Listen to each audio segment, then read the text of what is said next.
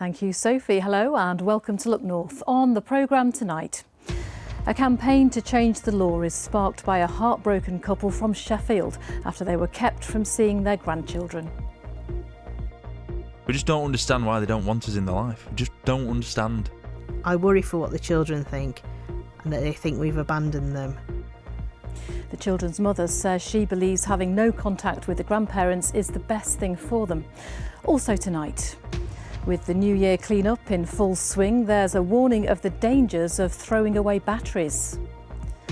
A breast cancer survivor from Bradford urges other women to take up offers of life-saving screening. We meet the group of men whose fitness classes at a Bradford mosque have attracted millions of views online. And it's certainly a bitterly cold start to 2026. Widespread frost at night, and there will be some snow for some of us. Join me for the very latest.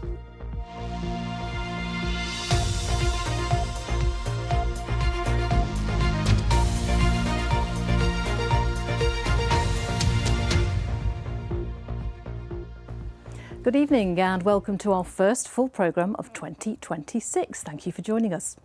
A couple from South Yorkshire have started a campaign to try to change the law around the rights grandparents have to see their grandchildren. It follows a separation of their son from the mother of the children who got full custody. The mother says the children are happier and safer without having contact with their grandparents. However, the grandparents say they're heartbroken and worry the children will feel they've been abandoned. Beth Parsons has their story. I loved being a mum, and the thought of being a grandma was the next step for me. And the moment they came into the world, my heart was just whole. I absolutely adore them. The family in this story have been kept anonymous, and their words are being revoiced by a journalist to protect the children involved. Previously known as Grandma and Gramps, Ruth and Graham say they haven't seen their grandchildren since December 2024, following the breakdown of their son's relationship. A court granted full custody to the children's mother. Ruth says they tried mediation, but were told by the children's mother that it wasn't in the children's best interest to maintain contact. The last mediation I had at the beginning of January, Mum told me she'd obviously got the paperwork for court from our son and said it was in the best interest of the children that they didn't see us. How has the last year been for you without seeing your grandchildren? It's been tough. We've missed up birthdays, haven't we? I've been at some really low points. Yeah, it's been a struggle, really has. We just don't understand why they don't want us in their life. We just don't understand. I worry for what the children think and that they think we've abandoned them and what effect it's having on them. In a statement, the children's mother told Look North that her children's safety and well-being is always at the forefront of her mind and thinks that would be compromised if there was contact. She says, safeguarding my children comes before anything, and I can personally say from experience that my kids are happier and safer with not having contact. For Ruth and Graham, still surrounded by toys that haven't been played with since last year, they sought legal advice, but it wasn't as simple as they'd hoped. As long as there are no safeguarding issues, coming to agreements outside of court through mediation is recommended, according to family lawyer Emma Hubbard. She advises grandparents to maintain as good a relationship as possible with both parents of the children and to keep communication open. The law operates more from the perspective of the rights of the child. As long as the grandparents don't pose a risk to the children, there is no reason why grandparents shouldn't have a relationship with their children. From the perspective of things not being able to be agreed in an application to court being required, they don't have an automatic right to make that application to court in the same way that parents or people with parental responsibility for a child do. If there is a real risk that for whatever reason their child is not going to be able to have a relationship with their own children, they may have to make that choice between their child or their grandchildren. If grandparents are granted permission to apply to court, it's the welfare of the child that's considered. This can include their wishes and feelings depending on the age of the child, the effect any change could have, and whether they could suffer or be at risk of any harm if access was granted. Court costs can exceed £10,000. This issue isn't new. It's previously been discussed in the House of Commons, and a petition just over a year ago gained more than 37,000 signatures. It asked for an amendment to the Children's Act to include and protect vital relationships between grandchildren and grandparents. They call it a living bereavement, and that's what it actually is. You get up each day and you know that that day is not going to contain either your son, your daughter, or your grandchildren. Some of them are so upset about the situation that they're in that we have had parents, not in my group, I have to stress, who have actually committed suicide because they know that they're not going to see their families again. In a statement, the Ministry of Justice said they understand the important role grandparents can play in children's lives, particularly during times of family separation. They add while grandparents do not have an automatic legal right to be involved in a child's life, the law provides clear routes to change arrangements where it is in the child's best interests. Left feeling lost and frustrated, Ruth and Graham are now looking at options to take their case to court and have started their own campaign to get the law changed. They are regularly in touch with other grandparents from all around the country who say they are also desperate to see their grandchildren. Beth Parsons, BBC Look North, Sheffield. And if you or someone you know has been affected by the issues raised in tonight's report, you can contact the BBC Action Line via bbc.co.uk/action line for details of organisations which offer advice and support. Next tonight, with decorations coming down and the big New Year tidy up underway, there's a warning to be really careful about what we put in our bins. More and more light-up decorations depend on small lithium batteries, and if they're crushed in general waste, they can catch fire with serious consequences. Instead, we're all being urged to take a moment longer and safely recycle batteries, as Tom Ingle now reports. A frightening moment at a waste site. A battery sparks and explodes in front of the workforce. Vapes, Christmas lights, toys. So much of our tech now comes with a power source built in. If it's not removed, when you throw it away, somebody else has to deal with it and potentially face the danger. We've had 7 fires related to batteries in Doncaster alone. 6 related to vehicles and 1 in the transfer station. So obviously it poses risks for the crews when they're collecting it, and obviously the amenities around where they're collecting the materials to start off with as well. Among the rubbish being tipped at the Doncaster waste transfer station, there may be batteries lurking. If crushed and damaged, they heat up uncontrollably and can easily start a fire which can consume an entire plant. From the stats that we've got from 2022, these types of fires are up about 71%. And probably the reason they are increasing is the amount of products that are coming into the market with these types of battery in. And if we don't recycle them properly, of course, we're going to have more fires. So you've got fairy lights, you've got the glow-up Santa, you've got vapes, the dreaded vapes, which are a real major cause of concern as well. We all want to do the right thing. We don't want to let valuable materials go to waste. We don't want to cause fires. So a simple search, recycle your electricals, pop in your postcode, find your nearest drop-off point. It's a lot easier than you think it is, and just do the right thing. And yes, it takes a change, but change can be good. It's one New Year's resolution we should perhaps all be making: recycling and keeping others safe from the hidden hazards in rubbish. Tom Ingle, BBC Look North, Doncaster. Now let's have a look at some other news from around the region. And a man remains in police custody today after following the death of a man at a tower block in Leeds. Police were called to Gargrave Court in Bermontoffs just after 8 o'clock yesterday morning, where a 55-year-old man was found with serious injuries. He died in hospital. A 51-year-old man is being held on suspicion of murder, and police are appealing for witnesses to come forward. West Yorkshire Police has today said that a police officer and a former police officer have been charged with sexual offences. Patrick Banks, who's 42, worked as a detective constable in Leeds. He's charged with sexual assault, theft and misconduct in a public office. The offences are alleged to have happened while he was both on and off duty. Mr Banks left the force last year.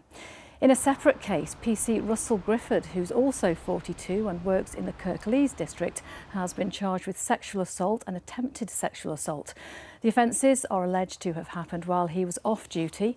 He's currently suspended. Both men will appear in court next week. A man has been rescued from the sea in Whitby after being trapped by the incoming tide. Whitby Coast Guard received reports of a young male in trouble in the Westcliff area just after midday yesterday. Together with North Yorkshire Fire and Rescue, they used ropes to save the man who was more than 70 metres down the cliff. He was left with ambulance crews and no injuries have been reported. The Coast Guard is reminding people to check tide times before heading out. Now, a woman who was diagnosed with early-stage breast cancer after a routine mammogram test is urging others to take up the offer of screening. Sarah Walton from Bingley says she was floored to have been told she did have breast cancer aged just 52 because she had no family history of the disease and couldn't feel a lump. Just 60% of those in Bradford who are eligible go for screening, as Olivia Richwald reports. I don't think you can really ever put the word lucky and breast cancer diagnosis in one sentence. However, yes, I do feel lucky. I'm lucky that it was caught, and I'm lucky that I went for that mammogram, and I'm lucky that I had such amazing treatment. Sarah Walton has come to Airedale Hospital in Keighley today to check she's still cancer-free. A mammogram is an X-ray of breast tissue which detects abnormalities. Just relax that shoulder and just stand to your feet. The NHS invites women for routine screening every 3 years between the ages of 50 and 71. You okay there? Yeah. Sarah was 52 when she went to a mobile clinic in Bingley, and a small lump she couldn't feel with her fingers was picked up near her armpit. Do you know what's really strange, actually? It's when you're walking around and you're thinking, oh, I've got cancer inside me, and you're just thinking you just want it out. You know, that's the thing, you just want it out. But I was lucky. It was caught so early. It made my treatment like as straightforward as it could be, I would say. You know, it was just a case of taking it out and giving me some radiotherapy. According to the most recent figures, screening uptake in Bradford is lower than the national average. But why? Personally, I think it's sometimes people think because they have a choice, it's not important. Julie has been doing mammograms for 30 years and says the X-rays can pick up lumps that are too small to be felt, giving patients the best possible chance of a cure. If you wait, it's only going to get bigger. It might be the difference between a lumpectomy or a mastectomy. Generally, there's surgery involved, with or without chemotherapy and with or without radiotherapy. The survival rates have doubled in the last 40 years. We can detect cancers much smaller. Many women are more aware, and we've got so many more treatments now that we didn't have before. Lovely, Sarah, all finished there. You can get your gown on now. Sarah has got good news today. Her mammogram was clear, but she's urging others to take up the offer of a test. I'm telling everybody I know, just go, you know, because if there is anything found and it's nice and early, your treatment's going to be quick and easy, yeah. Last year, more than 16,500 people had their breast cancer picked up through screening. A 20-minute test that is saving lives. Olivia Richwald, BBC Look North, near Keighley. And we thank Sarah for sharing her story, and it's great to see how well she's doing.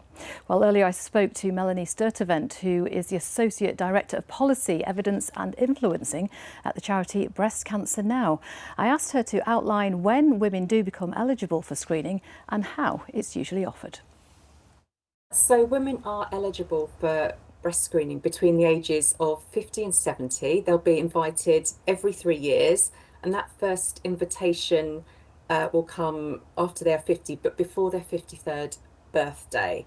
Women will automatically be sent an invitation telling them when to go and where to go and giving them some more information about the process. And at Breast Cancer Now, we would really encourage women to take up that invitation to breast screening, because we know that breast screening can find breast cancer at the earliest stages when treatment's most likely to be successful, and that it prevents around 1,300 deaths from breast cancer every year across the UK.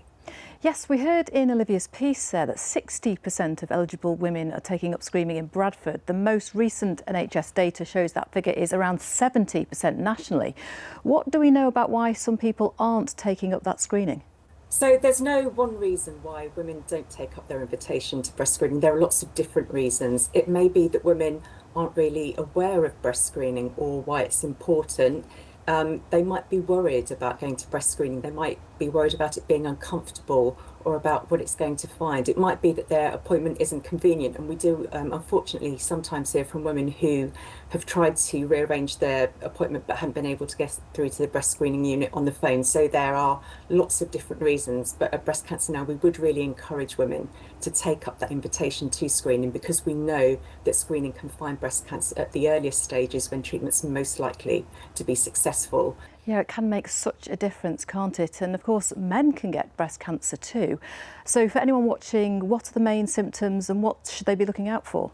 So I think the symptom that most people will probably be aware of is a breast lump. That could also be in the armpit or in the upper chest, but there are lots of other symptoms or potential symptoms to look out for as well. So you should look out for changes to the skin, so puckering or dimpling, a colour change to the breast, so if it's darker, red or inflamed, a change to the size or shape of the breast, or a change to the nipple, so there could be crusting or a rash, or the nipple could be inverted.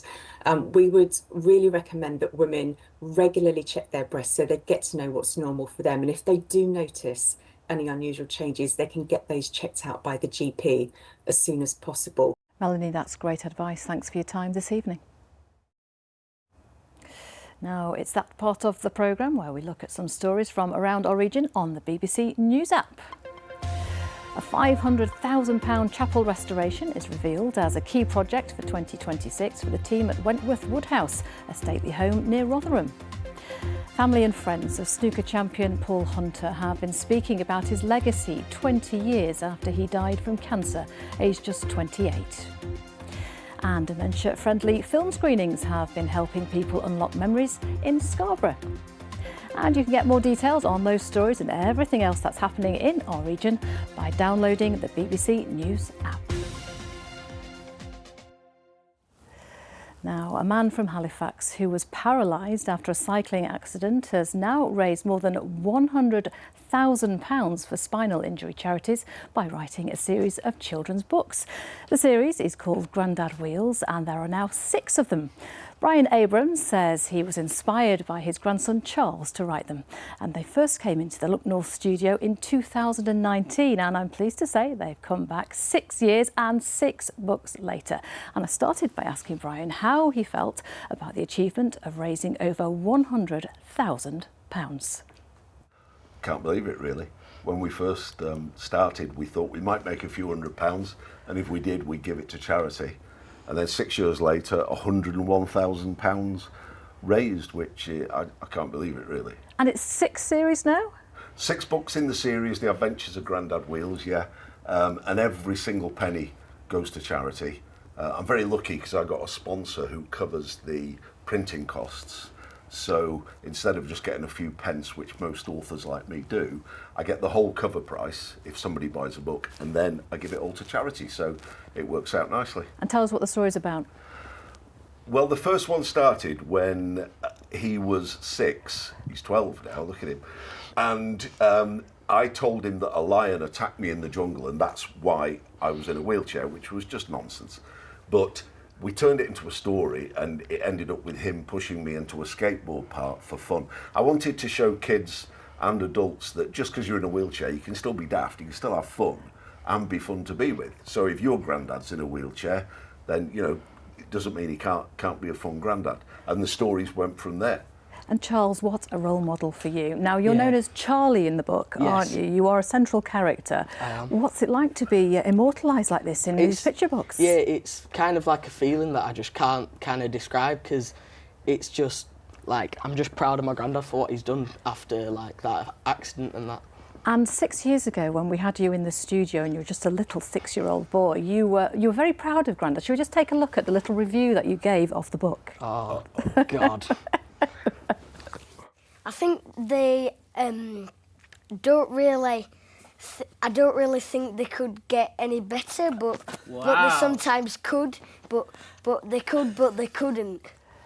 Oh, Charles, you're absolutely gorgeous there. And of course, Charlie in the book, as we were saying, you must be so proud of your granddad. Oh, I've got a story about that. Well, basically, he came into my primary school and did all the books, but then came and thought it was a good idea to embarrass me and get me to stand up. But it was all right because I went in on World Book Day as me, so... Perfect. Yeah, exactly. Your mum must have been thrilled with that one. Oh yeah, all I had to do was wear some of my own clothes. And Brian, you go into schools quite regularly now, don't you, to talk about the book? I've done over 200 school visits now. I spend a full day there, talk to the kids, read a story. They can ask me anything they want, and they do ask me anything they want. Lots of questions. And then one of the silly things I do is I get them to design a crazy wheelchair. The only way I'm going to sell the books is if I go in schools, because you can't buy them in shops. They're only on my website, grandadwheels.com. So if I can get more school visits, great. But it's tough for schools at the minute. The budgets are really tight. But if you are going to get an author in, I'm not a bad one. Wonderful. Well, you heard it here first, as seen on the BBC. Well, I'm sure 2026 will be a fantastic year. Thank you so much for both of you for coming in. Pleasure. Yes, I think Brian's going to be very busy. Now, a mosque in Bradford has gone viral on social media after it started holding Pilates classes for older men. A video posted by the Jamia Osmania Mosque has been viewed more than 2 million times on TikTok. Kathy Minton went to find out more. Prayers in mosque, a routine for spiritual well-being. But what of physical and mental health? Well, don't worry, this mosque has got that covered too. 1, 2, that's it. Keep it moving, yeah? At the Jamia Osmania Mosque in Bradford, men come for the prayers and stay for the Pilates. Classes are intended for men over 50 and they're proving popular. So popular that this video on TikTok has had 2 million views. We are shocked, to be honest. It's gone worldwide. We've had nearly 2 million views on TikTok and a lot of views on Facebook as well. And we've had comments from as far as America and Indonesia and Malaysia. People asking, how do we do this in mosques across the world? I think for men, you know, when younger men, they're more into bodybuilding, body image. As the men grow older, into their 50s, 60s, there's less of opportunities for them. And the mosque was an ideal opportunity, a comfortable environment. And you don't have to wear, you know, tracksuit bottoms, whatever. You can train in your traditional clothing. That's what made it more comfortable and more appealing to the older men to come on. Come on, get Grandad to do it properly. Up and then down and rest. I had a heart transplant last year, June 2024. And after the heart transplant, I joined this exercise session. It's helped me a lot, physically and emotionally. And also with this session, I met a lot of new people, and some people are my best friends now. I suffer from sciatica and lower back, and obviously this is helping. And also you meet and socialize as well. So obviously when you get the people like 87 and 60, obviously we're young. So I mean, if he can do it, so should anybody else should be able to do it as well. From my own personal point of view, obviously I feel much better mentally, physically, and I've seen the same change with some of the other people that have taken part in that. With plans for mosque Pilates classes for women in the future too, it's a healthy movement that's worth shouting about. Kathy Minton, BBC Look North, Bradford. And I tell you what, a little bit of Pilates to keep us warm wouldn't go amiss at the moment, would it? That'd be a good idea, Amanda. Yeah, well, and it's for older men as well. Oh, thank you. What are you trying to say? I and think that's older women, ageist. apparently. It's coming to both of us. Let's get back to the weather, shall we? This weekend, is it going to snow? In I places. have to ask. Well, I mean, this is the second cold snap of the season, if you like. It's the first one since the one at the end of November, and it's almost like a mirror image. It's another north or northwesterly coming straight down from the Arctic. So it's the usual suspects, just like back in November, coastal areas where there's a yellow warning in place. We've already had the first snow showers across the eastern side of the North York Moors, but for everybody else, it's clear and sunny and bitterly cold. I mean, there's a real wind chill out there this weekend. It has been absolutely freezing this week. We've had some beautiful blue skies, but it has been cold. How long is it likely to last? Well, the cold's with us at least for the first half of next week. Interestingly, we will have a bit of a battleground set up. The mild will eventually win, but when that mild air clashes with the cold air, so maybe Tuesday or Wednesday, that's when we could well see some snow away from the coast, you know, everywhere else. But it's a long way off, a lot of uncertainty, as you might imagine at this stage, Amanda. Well, you know, we always hang off your every word, Indeed. which brings us beautifully round to the forecast. Indeed, I've got some pictures to show you, Lovely. though, which certainly suggests it's cold out there. The first one is, I mean, he should be more careful, shouldn't he? But you get the general idea. Very heavy seas, not only a full moon, which means a high tide, but that northwesterly adds to the height of the sea. And then the first snow of 2026, that is on the North York Moors. If you like snow, that's the place to be in the next 24 hours, the eastern side. If you've got any pictures you want to send in to me on X, on Instagram, or the Weather Watcher website, the addresses are on your screen right now. So we will start the first forecast of 2026 on Look North with a yellow warning. This is mainly for coastal areas, eastern side of the North York Moors, maybe eastern side of the Vale of Pickering, where there could be difficult conditions at times. But if you trace the isobars all the way back to the Arctic Circle, so it is a proper bitter northwesterly with significant wind chills and widespread frosts at night. As I've just discussed with Amanda, eventually the westerlies will come back in, and when that milder air clashes with the cold sometime Tuesday, maybe Wednesday of next week, that's when we will see a risk of some snow in places. At the moment, though, the showers are racing down the North Sea. Most of them are just offshore, but at times through the course of tonight, we'll see those snow showers coming a little bit further inland. I'm sure coastal areas will be white by the end of the night, and parts of the North York Moors too further west. Quite a sharp frost when you add in the strength of that wind. -4 is actually quite low, 25 Fahrenheit. Tomorrow's high water times, a rough sea along the coast tomorrow, 3:33, and again at 3:53 in Scarborough. So an ongoing risk of coastal snow showers coming a little bit further inland during the afternoon, but further to the west, it's a bitingly cold but dry and sunny day to come. We'll see top temperatures reaching temporarily just 2 or 3 degrees, and a sharp frost on Saturday night. For Sunday, most of us dry and sunny, including the coast. In the afternoon, that wind might just shift round more to a west-northwesterly, could encourage some snow showers for the Peak District, maybe the West Yorkshire Pennines, but most of us will be dry.